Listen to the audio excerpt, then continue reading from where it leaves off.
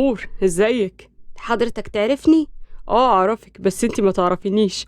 انا يا ستي ابقى احمد الشرنوبي، طالب هنا في الجامعة، بس في سنة رابعة. تمام. حضرتك عاوز حاجة مني؟ كنت حابب اننا نتعرف على بعض. انتي واضح كده من لهجتك انك صعيدية. ايوه انا صعيدية. محدش قالك ان الصعايدة ملهمش في المرجع اللي انت عاوزني فيها دي؟ وسابته ومشيت. احمد راح وراها. استني بس، انا عاوز اقولك حاجة. وقفت وبصيت له. بقولك ايه، انت شكلك واحد فاضي، او شكلك كده كمان جاي هنيه للتعارف والمرجع. بص يا اخ انت، انا ماليش في الكلام ده، ها؟ روح دور على واحدة تشبهك، اما انا فلا، مش هينفع. وسابته ومشيت. راح وراها. بس انتي ما سمعتيش انا كنت عاوزك في ايه؟ ها، عاوز ايه؟ كنت عاوز اقولك انك جميلة وزي القمر، وبس لو تبطلي الحدة اللي انت فيها دي. المفروض يعني انك انثى وجميلة قوي، وكمان ما ينفعش يبقى كلامك واسلوبك حاد كده. مش بقول انك عاوز مرجعة. بص يا اخ، انا اصلا واد مش بنت، ها؟ اني متخفف لبس بنت عشان عليا طار في الصعيد. اوعاك بقى تتحدث ويايا تاني، احسن انا كمان متراقبة، اقصد متراقب. وسابته ومشيت. وقتها احمد وقف ابتسم على كلامها. جت جنبه نسمة. عملت ايه؟ انا مش قلت لك خليك وراها لحد ما توجع في حبك؟ انا عاوزة اعمل للبت دي فضيحة باقصى سرعة، وانت اللي هتكون. بس اهدي على نفسك كده يا نسمة، في ايه؟ في ان البت دي حرجالي دمي، وكل لما بشوفها بفتكر اللي عملت فيا. انت عارف البت دي عملت فيا ايه؟ عارف انها السبب انك تسقطي السنة اللي فاتت وما تجيش الامتحانات. البت دي خلت سيرتي على كل لسان. دي راحت لابويا الدار وقالت له اني بمشي مع شباب، واني اخلاقي مش مظبوطة. وقتها ابويا نزل فيا ضرب وطحن لحد ما دخلت المستشفى بسببها. وفي الاخر جايالي المستشفى وبتنكر انها قالت حاجة، مع ان ابويا قال لي كل حاجة. وما رحتيش الامتحانات ليه بس؟ ما انا كنت تعبانة يا ابني، ما انا قلت لك. الله، فكرت ابوكي منعك من التعليم يعني؟ وهو لو كان منعني كان زماني واقفة هنيه قدامك يهبل. واصلا ابويا خلاص الله يرحمه اتعب ومات. انا بقى دلوك بقيت حرة نفسي. ماشي يا حرة.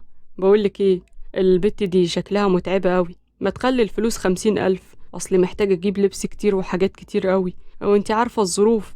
وهيك هو وارثة من ابوكي وعلى قلبك فلوس قد كده. اعوذ بالله، انت بتحسدني وشك ده؟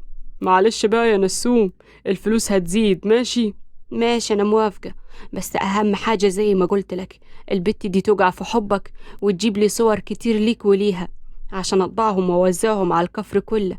لازم الناس كلياتها تعرف ان نور عبد الله خرباها هنيه في مصر. ربنا يسهل. يلا هاتي بقى حاجة من تحت الحساب، اروح اجيب هدوم جديدة عشان البسها بكرة. خد 1000 جنيه اها. ودي اسلك بيها اسناني دي ولا ايه؟ خلاص مش مهم، اخدها انا. خلاص هاتي يا ستي. اخد الفلوس وسابها ومشي. نور راحت على السكن مع زمايلها. رهف قالت بقولك ايه يا نور، انت اللي عليك الطبخ النهارده ماشي؟ لا يا رهف، انت اللي عليك الطبيخ. ايه يا خيتي، نسيتي ولا ايه؟ ما انا لازم انزل اقابل الواد سليم قبل ما يمشي، هو واقف تحت البيت. طب هكلمه واطلع على طول. لا طبعا كده ما يصحش يا خيتي. انت عاوزه تخلي الناس اللي حوالينا يقولوا علينا ايه؟ يقولوا اللي ساكنين هنا في البيت بيجابلوا شباب. عاوزه تسوي سمعتنا عاد للدرجه دي؟ يعني مش فارقين معاكي احنا؟ بس خلاص انا اسفه يا ستي، خلاص هروح اقابله بعيد، بس انت اللي تطبخي بقى ماشي؟ لا يا رهف، انت مش هتنزلي تجابليه لانك بنت ناس ومتربيه. ايه يا خيتي، ابوكي وامك سايبينك هنيه عشان تدوري على حل شعرك؟ بقى هي دي امانتك ليهم؟ يعني هم طافحين الكوت عشان يوفروا لك فلوس عشان تتعلم بيها، وانت جايه هنيه تجابلي شباب؟ انا ماشيه يا عقد، سلام. وسابتها ومشيت. نور قالت لنفسها ما هو اللي بيجي يدي نصيحة لحد بيتقال عليه كده. أما أدخل أطبخ قبل الوحوش دول ما ياجوا. تاني يوم نزلت راحت الجامعة، وهي قاعدة في المحاضرة لقيت أحمد جنبها بيقول عاملة ايه يا أجمل نور؟ نور بصت له بصدمة. انت ايه اللي جابك هنا؟ مش انت المفروض في سنة رابعة؟ ايه اللي جابك سنة تانية؟ أنا عشانك يا قمر أروح لك المحيط. قامت وقفت. يا دكتور بعد إذنك، الشاب اللي جنبي ده بيتكلم ومش سامع حاجة من حضرتك، وكمان شكلك ده مش معانا في سنة تانية من أساسه. الدكتور قال انت معانا هنا؟ أحمد قام وقال أنا غلطت يا دكتور، معلش أنا آسف. وخرج من المحاضرة وهو بيبص عليها بغيظ. بعد شوية خرجت نور من المحاضرة، لقت أحمد قدامها بيقول لها بغيظ ارتحت يعني اما خرجتني من المحاضرة؟ هو انت ده اسلوبك يعني؟ أيوة ده أسلوبي، وإن كان عاجبك، ولو ما بعدتش عني هروح أشتكيك، أنت فاهم؟ خلاص انت حرة، انا ما عدتش هسأل فيكي اصلا. يا ريت. وسابته ومشيت. وبالليل في السكن رهف قالت بقول لكم يا بنات، ايه رأيكم لو نزلنا قعدنا في اي مكان نشم هوا؟ اصل النهارده عيد ميلادي، كان نفسي اجيب ان شاء الله تورتايه صغيره احتفل بيه. نور ردت عليها كل سنه وانتي طيبه يا قمر.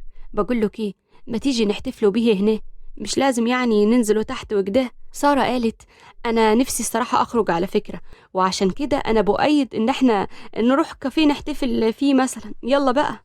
رهف قالت يلا يا نور جهزي بقى عشان ننزل سوا. امري لله، هغير خلجاتي في السريع واجيلكم. دخلت غيرت هدومها ولبست درس حلو قوي وعليه طرحتها، وخرجت وقفت قدامهم. يلا يا بنات اني جهزت. ايه القمر الصعيدي اللي واقف قدامنا ده يا بوي؟ ده انت تحلي من على حبل المشنقه يا بنت يا نور، صدق اللي سماكي نور. ماشي يا ام لسانين، يلا عشان ما نتاخروش في الشارع. ها انت عارفه ان احنا بنات وما ينفعش نتاخر بره. طيب يلا بينا. نزلوا وراحوا على اقرب كافيه وقعدوا على الترابيزه وهم فرحانين، وجه الويتر وقف قدام نور. تحت امركم. نور بصت عليه بصدمة. أحمد. رهف بصت لها باستغراب. انتي تعرفيه؟ لا اصل هو يبقى انا بقى زميلها في الجامعة. حضراتكم عاوزين ايه؟ سارة قالت بابتسامة عاوزين تورتاية صغيرة، في هنا تورت؟ في يا فندم طبعا. هو عيد ميلاد مين بالظبط؟ وانت مالك من أصله؟ علشان نكتب الاسم على التورتاية يا أنسة، أنا مش قصدي حاجة على فكرة. ما بالراحة شوية يا نور على الأستاذ. ألا انت اسمك ايه معلش؟ اسمي أحمد. الأستاذ أحمد. ولا انت معاه في الكلية، يعني أكيد هتبقى دكتور زيها. نقولك بقى يا دكتور، بس هو في دكتور يبقى في الجامعة الصبح وبالليل بيشتغل في كافيه؟ أنا بحب أساعد نفسي بنفسي، لأن ما عنديش أهل يعملوا لي حاجة. تمام، روح هات الحاجات اللي أنا علمتلك عليها في المنيو دي. أحمد أخد المنيو ومشي. سارة بصت لنور. هو قمر بصحيح، بس عيبه الوحيد إنه شكله غلبان، والغلبان اليومين دول ملوش مكان. أيوة يا سارة، بتقولي أشعاري رهيبة. أشعاري ده شاب مجتهد وبيعمل نفسه بنفسه، مش أحسن من الشباب الصيع بتوع اليومين دول بتوع بابي ومامي. خلاص بقى، احنا كده بنغلط في واحد مهم بالنسبة لنور. يخصها يعني، فكده ما ينفعش. يخصني في ايه عاد؟ ايه اللي بتقوليه ده يا بنتي؟ ما تحترمي حالك كده، ولا تحب اغور من هنا واسيب لك المكان؟ خلاص خلاص يا بنات، في ايه؟ انتوا عاوزين تبوظوا عيد ميلادي ولا ايه؟ خلاص يا ستي حقك علينا، خلاص حصل خير. بعد لحظات جه شاب وقعد معاهم على الترابيزة. كل سنة وانتي طيبة يا رهوفتي. مش معقول سليم، قلبي كان حاسس انك بتسألني على العنوان عشان تجيلي هنا، انا ما كنتش اعرف اني غالية عليك قوي كده. نور قامت وقفت. عن اذنكم يا جماعة انا هروح. مالها صاحبتك دي؟ هي اتضايقت اني جيت هنا ولا ايه؟ مش عارفة، ما تقعدي يا نور، هي التورتية جت اهي وراكي. لا مش هقعد، وانتي عارفة ليه يا رهف. ما يجراش حاجة يا نور، ده صاحبي. سليم مسك ايد نور. اقعدي يا حلوة، انا مش هاكلك على فكرة. نور شدت ايديها منه. انت اتجنيت ولا ايه؟ انت كيف تمسك يدي كده؟ ايه مسلسل الضوء الشارد اللي انا دخلته ده؟ مين دي؟ قلة ادب. جت تمشي، قام وراح وراها ومسك ايديها. في ايه؟ انتي ماشية ليه؟ تعالي. ما كملش كلمته بسبب مسكة احمد ليه من هدومه من ورا، جابه من قفاه يعني. احمد قال له انت ازاي تمسك ايديها كده؟ انت المفروض في مكان محترم يا فندي، وانت مالك من اصله؟ انت هنا تقدم لنا الطلبات وبس، يعني خدام. يلا امشي من قدامي. احمد سابه وراح وقف على الترابيزة وجاب التورتاية اللي حطها عليها، ورجع خبط على كتف سليم وقال له انا حبيت ادوقك من التورتاية دي، دوق كده وقول لي رأيك. وقام لزق التورتاية في وشه. نور ضحكت بصوت عالي. ابقى اقول بقى تقييمك ايه للتورتاية. وسابتهم ومشيت وراحت على السكن. دخلت غيرت هدومها وبعدها قعدت تذاكر. فجأة سمعت صوت فتح باب الشقة، بصت ناحية رهف لقيتها داخلة بتعيط وسارة بتهدي فيها. رهف قربت من نور وقالت عجبك اللي حصل ده يا ست نور؟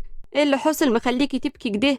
الدكتور المحترم بتاعك اتخانق مع سليم وضربه جامد بعد ما انت خرجتي من الكافيه، ودلوقتي اكيد سليم ما عادش هيكلمني تاني. نور بصت لها بقرف. انتي واحدة مجرفة، انتي ازاي ترخصي نفسك للدرجة دي؟ ها؟ حبيبك اللي طالعة بيه السما ده مسك يدي وقام يجري ورايا، عارفة ده معناه ايه؟ معناه انك مش مالية عينه وبيلعب بيكي. والدكتور بتاعك ايه يا اختي؟ ما بيلعبش بيك انت كمان؟ المفروض تنصحي نفسك الاول يا محترمه. عامله لنا فيها الخضره الشريفه وانت طلع عندك بلاوي اهو ربنا كشفك على حقيقتك. نور بصت لها بصدمه. انا ما فيش حد بيلعب بيا، ومش بحب حد أصلا، والدكتور ده حاول يتكلم معايا أكتر من مرة بس أنا رافضة، عشان أنا عارفة حدودي إيه بالظبط، وبحترم أهلي وبحترم كمان ثقتهم فيا. يعني أنا مش هقدر أعمل حاجة حرام ولا غلط، وأنا خضرة وشريفة غصب عنك يا رهف. سابتهم ودخلت أوضتها وقفلت الباب عليها وفضلت تعيط جامد. تاني يوم صحيت ونزلت راحت الجامعة. أول ما وصلت مكان السكشن لقيت أحمد واقف وفيه جروح في وشه. عاملة إيه يا نور؟ انت مالك ومالي؟ حاشر حالك فيا ليه؟ أني زي الزفت من وقت ما شفتك. وسابته ودخلت سكشن المحاضرات، بس اتصدمت اما لقيته داخل. وقتها قامت وقعدت جوه وسط البنات، وبرضه جه قعد جنبها. نور أرجوك أنا عاوزة أتكلم معاكي. انت قاعد وسط البنت ليه؟ ها؟ انت عارف انت لو كنت في البلد عندنا كان عملوا فيك ايه؟ أنا مستعد أرمي نفسي في النار عشانك يا نور، صدقيني أنا معجب بيكي قوي وعاوز أرتبط بيكي، بس للأسف مش هعرف حاليا أتقدم لك، لأن كمان الكافيه اللي كنت بشتغل فيه اتطردت منه امبارح. نور بصيت له بصدمة. بسبب اللي حصل امبارح صح؟ انتي بعد ما مشيتي أنا مش عارف أقولك أنا عملت إيه في الواد ده عشان استجرأ ولمسك كده يعني. ممكن مالكش دعوة بيا خالص، انا اعرف كويس جوي اخد حقي كيف. اديك خسرت وظيفتك بسبب مناخيرك اللي حشرتها في اللي مالكش فيه. يا ريت بقى يكون اللي حصل اثر فيك وما تتدخلش في حياتي ولا ليك دعوة بيا تاني. بقولك أنا عاوز أرتبط بيكي، ولا أنا ما عدتش عاجب عشان عرفتي إني فقير وكده؟ الغنى غنى النفس والفجر فجر الاخلاق. واسكت بقى عشان ما اقولش للدكتور انك مش معانا هنا وخليه يطردك كيف الدكتور التاني. خلاص يا ستي أنا مش هفتح بقي خالص. فضل ساكت وهي مركزة مع الدكتور. فجأة لقيته بيقول: طب بالله قمر وانتي مركزة كده. وبعدين بقى احنا مش هنخلص عاد ولا ايه؟ خلاص أنا آسف مش هفتح بقي خالص. وحط صباعه على بقه. نور ابتسمت على شكله وبصت قدامها على الدكتور وهي بتفكر في اللي قاعد جنبها. بعد المحاضرة ما خلصت أحمد قال: شفتي أنا قعدت مؤدب إزاي؟ ماشي يا مؤدب، خرجني بقى عشان عاوز أروح. تمام. خرجت وهو فضل ماشي وراها لحد ما وصلت قدام الجامعة. وقتها قرب بسرعة منها وقال لها: أنا عارف إن المحاضرة الجاية الأسبوع الجاي، بس من هنا للأسبوع الجاي أحب أقولك إنك هتوحشيني قوي يا أحلى دكتورة شفتها في حياتي. نور نفخت بضيق وسابته وراحت ركبت الباص من قدام الجامعة ومشيت. وهو كان واقف سرحان بيبص عليها. جت نسمة جنبه: ها ايه الأخبار يا أبو حميد؟ خضتيني يا بنتي مش تعملي صوت. نسمة خبطت في الأرض: اديني عملت صوت، ايه الأخبار بقى؟ عاوزة أفرح نفسي، عاوزة أمسك صورها وهي معاك وفي حضنك وأوزعها على الكفر كله وأخد حقي منها.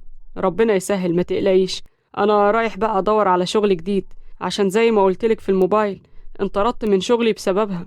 بقول لك ايه، دكتور إيهاب عاوز دكاترة نسا تحت التمرين عندي في المستشفى الاستثماري بتاعته.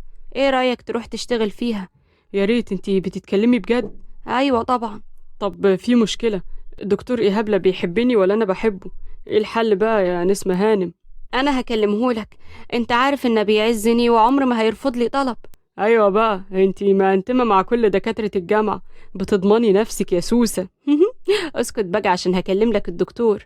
نسمة كلمت الدكتور ووافق وقالت لأحمد. وقتها قلب فرحة: ده أنا هعملك كل اللي انتي عايزاه عشان انتي بتعملي لي كل اللي أنا عاوزه. تمام، خد رقم موبايل الأنسة نور، عاوزاك تشغلها على قد ما تقدر. ماشي؟ ماشي يا ستي. أخد رقم الموبايل وراح ركب ميكروباص وروح على بيته. عند نور دخلت سكن الجامعة، لقت رهف واخدة شنطة هدومها وخارجة من الأوضة. نور قربت منها: انتي واخدة شنطة هدومك ورايحة فين؟ معقولة انتي هبلة جوي كده؟ أيوة أنا هبلة، عندك مانع؟ لا ما عنديش. وبعدين يا حبيبة قلبي أنا جايبالك هدية عشان عيد ميلادك وكمان عشان أصالحك بيها. لا أنا مش عايزة أصالحك، أنا رايحة سكن تاني ومش عاوزة أفضل معاكي هنا، وبالنسبة لهديتك يا ستي ما تلزمنيش. ورمتها على الأرض. نور بصت على الهدية بدموع وراحت مسكت إيد صاحبتها لحقتها من على الباب: لو مشيتي من هنا أنا هكلم والدك وأقول على كل اللي حصل وأخليه يجي يتصرف معاكي بس كده. انتي مش هتبطلي بقى الشر اللي جواكي ده؟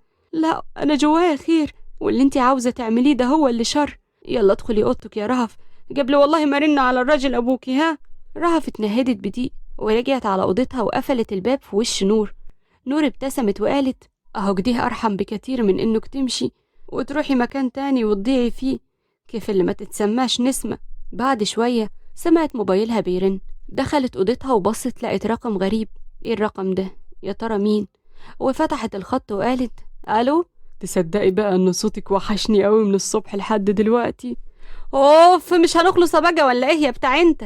انا بتاع يا نور، ده انا حبيبك. حبك برص يا شيخ. وقفلت الخط في وشه وعملت له بلوك.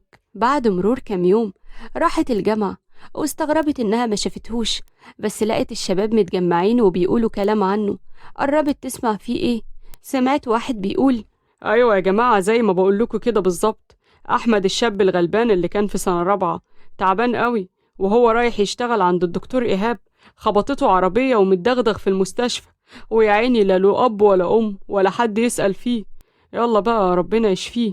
نور سمعت الكلام ده وحست بنغزة في قلبها، وعرفت عنوان المستشفى وراحت على هناك. أول ما دخلت لقت أحمد نايم على السرير وشكله تعبان. أنا قلت أعمل بأصلي واجي أطمن عليك. انا خفيت دلوقتي اول ما شفتك. وجيه يعدل نفسه، اتألم جامد. ركت ايه يا جدع انت مش قادر تتحرك حتى من على السرير. ايه فرحانه فيا يا نور؟ ولو فرحانة فيك كنت هاجي أزورك وأطمن عليك. المهم سلامتك، ألف سلامة. لو احتجت أي حاجة أنا كيف خيتك وتحت أمرك. محتاج انك تفتحي لي قلبك يا نور. بردك الحديث الماسخ ده أنا مش بتاعت الكلام ده، وإذا كنت جيت عشان أطمن عليك فده عشان قلت إن لا ليك أب ولا أم ولا حد يسأل عليك، قلت أخد ثواب وخلاص. غير كده فما فيش يا دكتور، مفهوم؟ تمام يا نور، براحتك. المهم هو انا لو اتقدمت لك ممكن توافقي؟ والله أنا ماليش دعوة بالموضوع ده، الموضوع ده يخص أبوي الحالة، وكويس إني اطمنت عليك، عن إذنك. وسابته ومشيت. بعد كام يوم سمعت الباب بيخبط وراحت تفتحه، لقت أحمد في وشها وفي إيده بوكيه ورد. نور قالت بصدمة: إيه اللي جابك هنا؟ أنت عاوز تعمل لي فضيحة في السكن؟ فضيحة ليه؟ كل بس الحكاية انك وحشتيني وحبيت اطمن عليكي. ده انتي من يوم المستشفى ما سألتيش عني. امشي، زمايلي جوه وهيقولوا عليا كلام عفش لو شافوك. يلا امشي. شيلي البلوك طيب اللي عملتهولي وانا امشي. ماشي هشيل البلوك، يلا امشي بقى. ابتسم أحمد وقال لها: وعد. أيوة يلا امشي. تمام، خدي الورد. ما بحبوش بيجيب لي برد، يلا بقى من هنا. أحمد أخد الورد ومشي. نور دخلت وهي متوترة وقعدت مع رهف قالت: مين اللي كان على الباب يا نور؟ مفيش، ده بتاع الأنابيب، وأنا قلت العنوان غلط. لا بجد؟ وعرفتي العنوان فين؟ قلت للشقة اللي فوقينا. بقول لكم ايه رأيكم اقوم اعمل سحلب يدفينا من البرد ده؟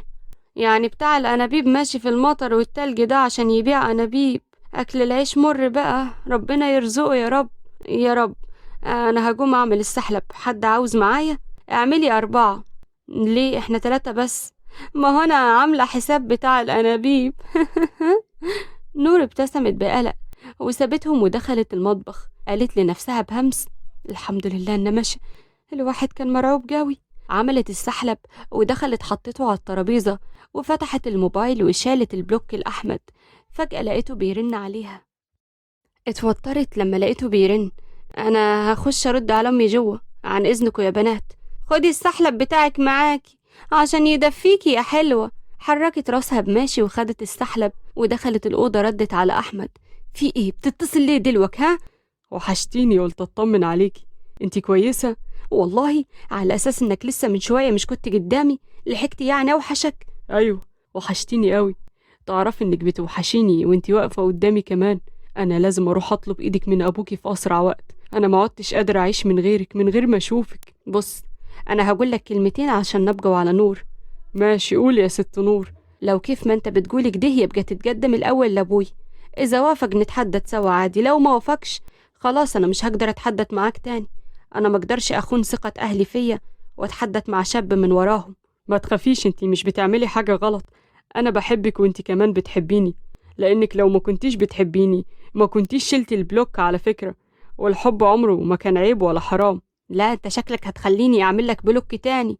وحركت إيديها، راحت بالغلط دلقة السحلب على إيديها، صرخت بألم ورمت الموبايل. أحمد قال بقلق: ألو نور، انتي كويسة؟ ألو. قفلت الخط وقامت تجري، حطت إيديها تحت الحنفية. موبايلها فضل يرن. وهي خارجة من الحمام لقت رهف في إيديها الموبايل وبتقول: في حد عمال يتصل عليكي كتير. طب هاتي. ايه ده، ايدك مالها؟ مفيش، السحلة بتدلج عليها. انتي لازم تروحي مستشفى، ايدك بايظة خالص. اقولك على حل، كلمي الدكتور صاحبك يجي يشوف ايدك. انا ماليش اصحاب وعيب اللي بتقوليه ده. وسابتها ودخلت الأوضة بتاعتها. نور ردت على أحمد بحدة: في إيه؟ أنت عمال تتصل ورا بعض ليه ها؟ أنا كنت هتكشف قدام أصحابي بسببك. اهدي بس وقوليلي ايه اللي حصل لك، ايه اللي حصل لإيدك؟ مالكش فيه، سلام. وقفلت الموبايل خالص.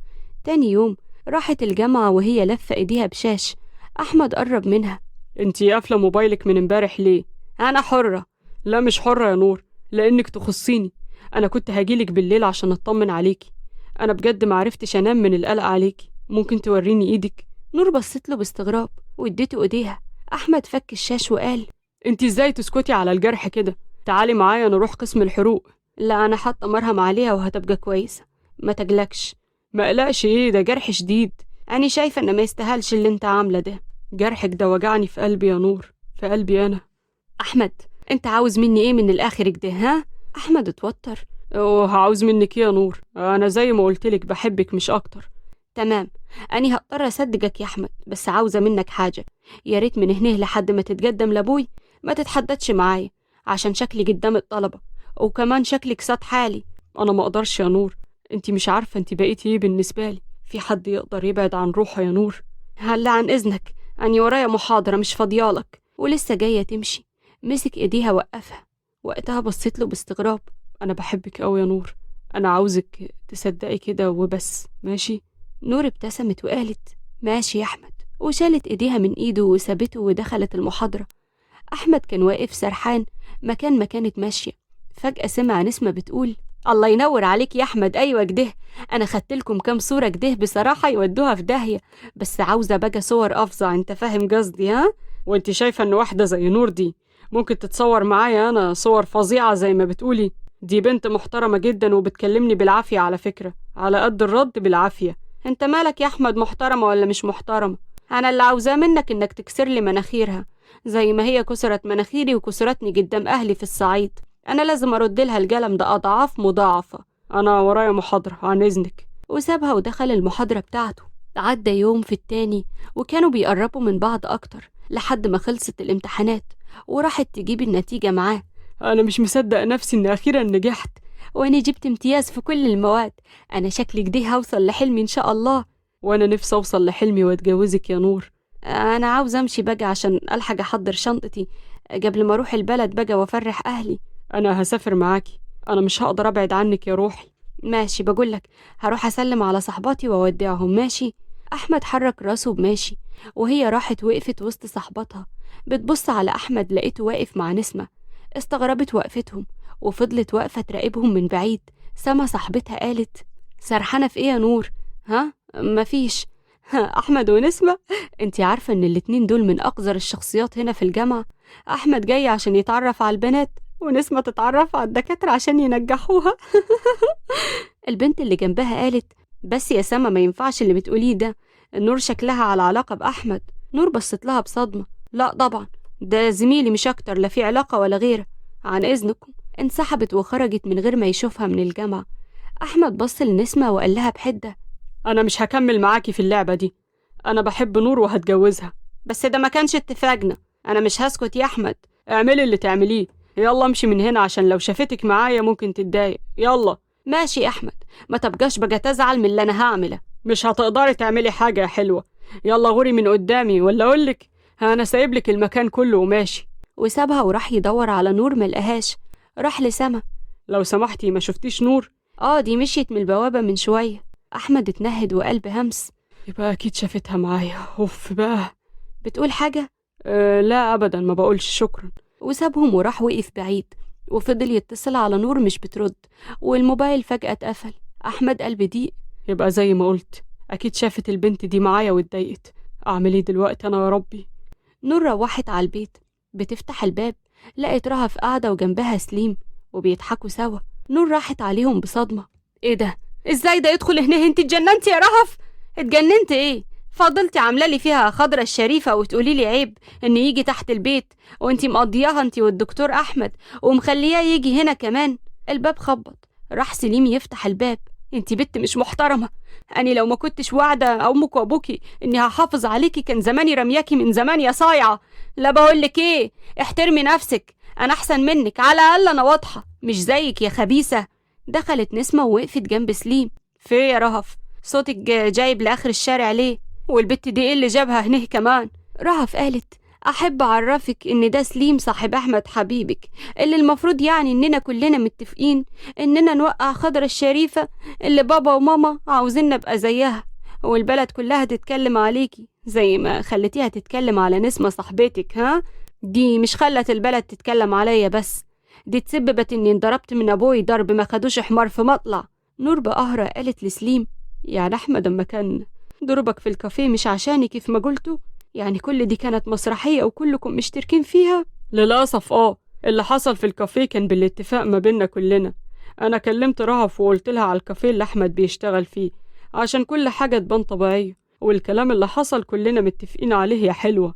نور بصت لرهف انت يا رهف تعملي معايا أنا كده؟ طب ليه؟ ده أنا بحبك وبخاف عليكي كيف خيتي بالظبط. وأنا بكرهك طول عمري، بكرهك بسبب أمي وأبويا. بيقول نور ما بتاخدش دروس، نور أشطر منك، نور أحلى منك، نور هتروحي الجامعة يبقى أنت كمان تروحي الجامعة، نور هتروح طب وانت آخرك تربية لأنك فاشلة وما جبتيش مجموع زي نور. نور نور نور، أنا وصلت بيا إني بقيت أكره أبص في وشك، عشان كده اتفقت مع نسمة على كل حاجة. يا دكتورة نور. نسمة قالت ها ايه رأيك في الصور دي يا نور؟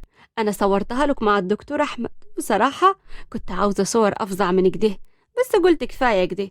هو أبوكي لو شاف دول أكيد هيتجهر كيف أبوي بالظبط، أو يعمل فيكي أكتر من اللي عملتيه فيا. أحمد وصل قدام شقتهم ولقى باب الشقة مفتوح وصوت عالي جوه الشقة. دخل ولقى نور بتقول أنا ما عملتش حاجة فيكي يا نسمة، ومش أنا اللي فتنت عليكي، اللي فتن عليكي أكيد حد من الناس القذرة اللي كنتي بتمشي معاهم، أنا عمري ما أعمل كده. نسمة قربت منها ومسكتها من كتافها وفضلت ترج فيها جامد. انتي كدابة، انا ابوي قال لي كل حاجة، انتي السبب اني اتفضحت في البلد كلياتها، انتي خليتي سيرتي على كل لسان، انتي. ما كملتش كلامها لان نور وقعت في الارض مغمى عليها. احمد دخل يجري وقرب من نور يفوقها وهو بيقول نور فوق يا نور، نور خايف عليها يا سي احمد. نور لو حصل لها حاجة انا مش هرحمكم، انتوا فاهمين؟ نور بدأت تفوق، حاولت انها تقف وبعدت ايد احمد عنها. نور ارجوكي اسمعيني، انا شش، انت بالذات مش عاوزة اسمع صوتك.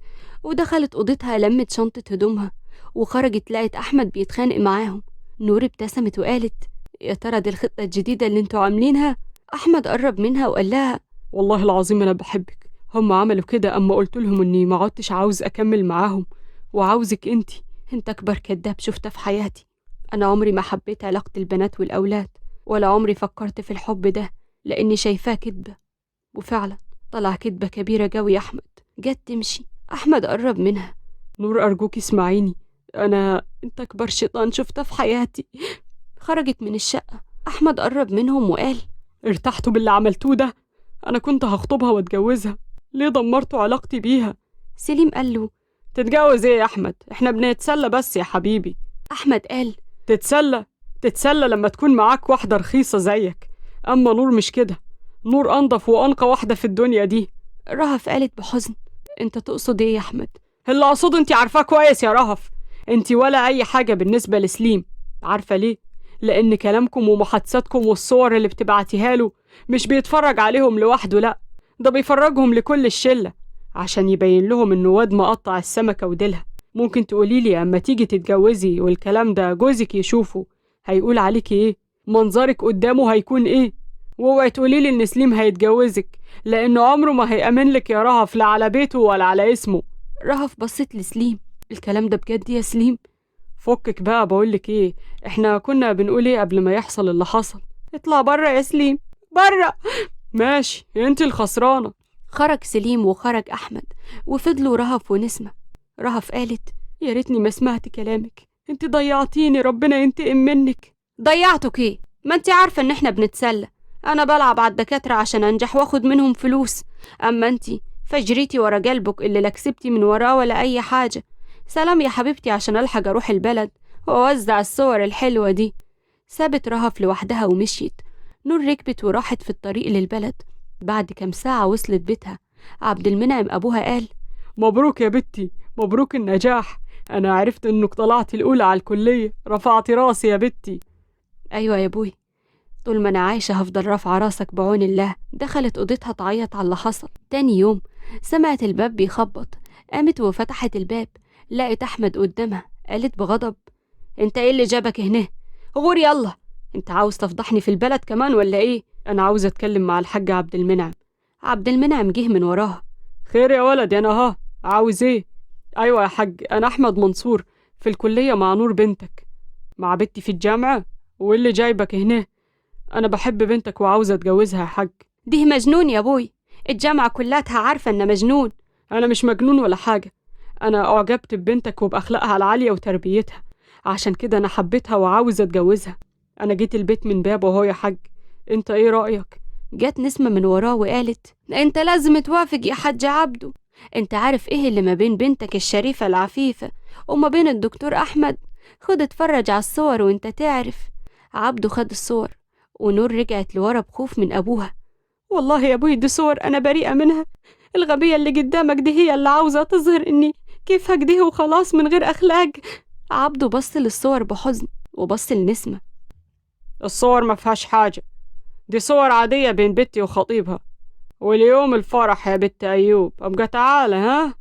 نسمة قالت بغيظ: هتجوزها عشان تستر عليها؟ مالكيش صالح ببنتي، وعلى فكرة أنا اللي قلت لأبوكي على اللي كنت بتعمليه. أنا سمعت حديثك مع بنتي ورحت قلت لأبوكي كل حاجة عشان يربيكي، بس أني دقت دلوك نفس النار اللي أبوكي داقها. ربنا يسامحك يا نور.